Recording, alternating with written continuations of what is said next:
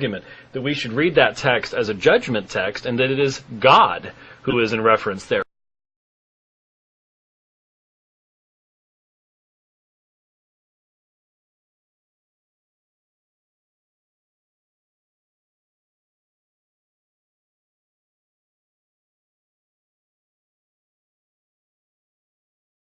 What the hell?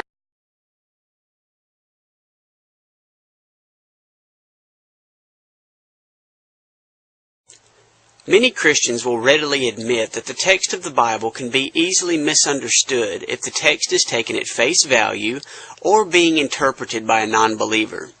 These Christians insist that a person must be led through the text by the Holy Spirit, and that the Holy Spirit will exegete the proper understanding of the passage and reveal it to the humble reader.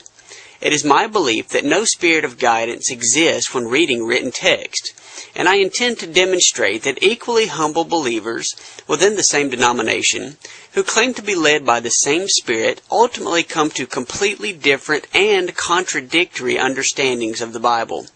One exegetically significant passage I would like to examine is 2 Corinthians chapter 4, verses 3 through 4. And even if our gospel is veiled, it is veiled to those who are perishing. In their case, the God of this world has blinded the minds of unbelievers to keep them from seeing the light of the gospel of the glory of Christ, who is the image of God. Christians have long understood this passage to be clearly speaking of Satan as the God of this world.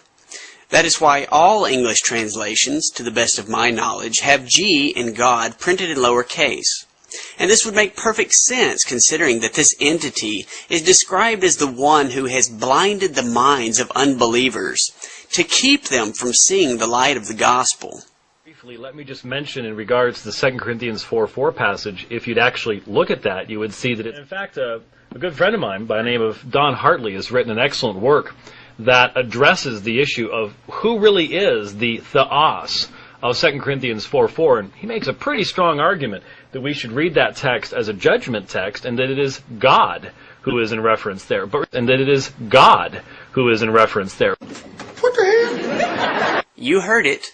Dr. James White seems to agree that Christians have been reading this passage wrong for centuries. Why didn't the Holy Spirit lead the readers correctly the first time? Now, the listener should keep from those around. I hear a cry,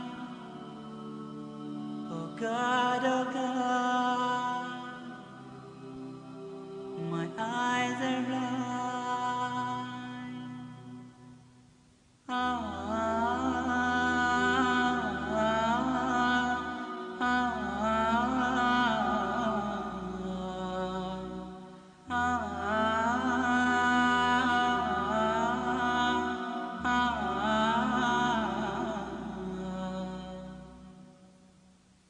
From those around I hear a cry, a muffled sob, a hopeless sigh. I hear their footsteps leaving slow, and then I know my soul must fly.